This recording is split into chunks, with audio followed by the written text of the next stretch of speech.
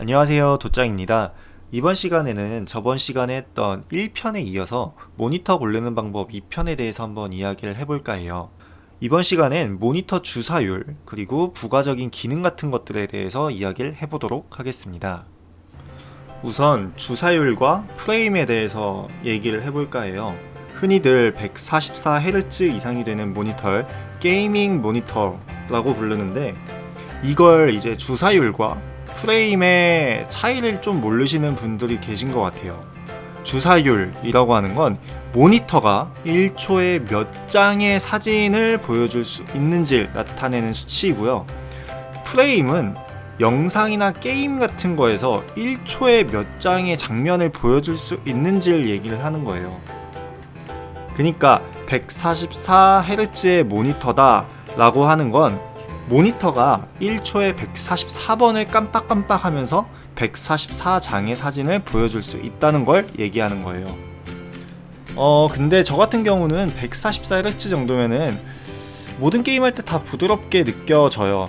제 컴퓨터 사양이 어느 정도 좀 좋은 편인데 QHD의 144Hz는 아직도 잘 안 나와요. 나오기가 너무 힘든데 240Hz까지 가는 거는 굳이 의미가 없는 것 같은 생각이에요, 저는.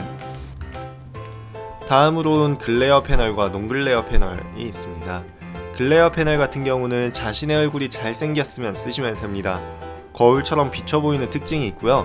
저는 글레어 패널 쓰고 뭔 개소리야! 논글레어보다 맑고 선명해 보인다는 장점도 있습니다. 논글레어 같은 경우는 빛 반사가 없어서 눈부심이 적고 눈의 피로도가 적은 장점이 있어요. 단점으로는 조금의 자글거림이 보일 수 있는데 이건 뭐 한번 보시고 자신의 취향에 맞게 사용하시면 됩니다. 다음은 모니터 비율이에요. 모니터 비율 같은 경우는 16:9, 21:9 이렇게 많이 나오죠. 대부분의 모니터는 16:9로 많이 나오고요. 21:9는 더 넓은 시야를 사용할 수 있다는 장점이 있습니다. 우선 게임이 21:9의 모니터 비율을 지원을 해줘야 된다는 단점이 있고요. 자본의 여유가 있으면은 저는 무조건 21:9의 모니터가 좋으면 좋았지 나쁘지는 않다고 생각해요. 다만 가격이 좀 많이 비싼 감은 있습니다. 평면이나 커브드 모니터가 있잖아요. 근데 이것도 글레어 패널, 논글레어 패널 같이 취향 차이예요. 커브드 같은 경우는 몰입도를 높여준다는 장점이 있고요. 왜곡 현상이 좀 줄어들기 때문에 시야각이 많이 편해져요. 단점으로는 휘어있다 보니까 모니터가 굉장히 약해요. 되게 잘 깨집니다. 그리고 영상이나 게임을 할 때는 괜찮은데 업무용으로 볼 때는 좀 불편하다고 하시는 분들도 많이 계셔요. 저는 커브드 모니터 평면 다 사용하고 있는데 크게 불편한 건 전혀 모르겠어요.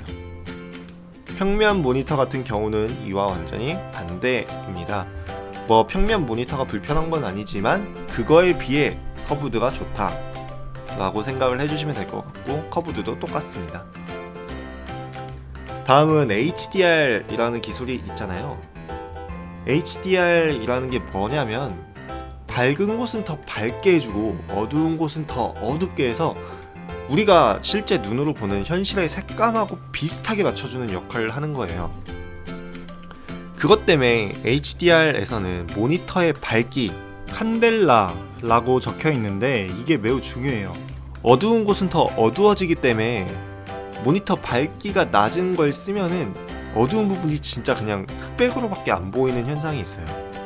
보통 모니터에선 250 칸델라의 밝기를 사용하는 경우가 굉장히 많은데 HDR 좀 잘 느끼고 싶다 하면은 밝기가 400 칸델라 이상은 돼야지 와 이거 진짜 HDR 엄청 좋은데 라고 느끼실 수 있어요. 괜히 어정쩡하게 낮은 밝기에서 HDR 구현해내면은 어두운 부분 진짜 정말 하나도 안 보이는 경우가 굉장히 많아요.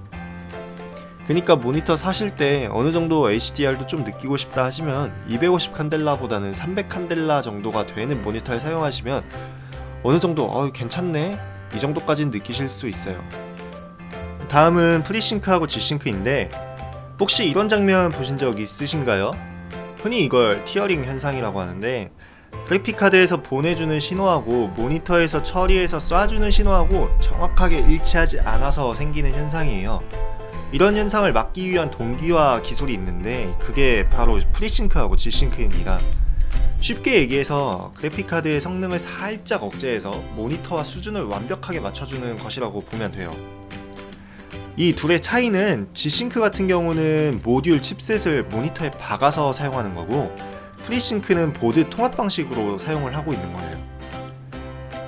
또한 G싱크 같은 경우는 1000번대 이상의 카드를 써야 된다는 점이 있고, 모니터 자체 가격이 많이 비싸요. 요즘은 프리싱크 지원하는 모니터 일부분에서 이 G싱크를 사용할 수 있도록 어댑티드 싱크라는 기술이 있거든요. 저는 개인적으로 요거 지원하는 모니터를 사시는 게 좀 더 좋을 것 같아요.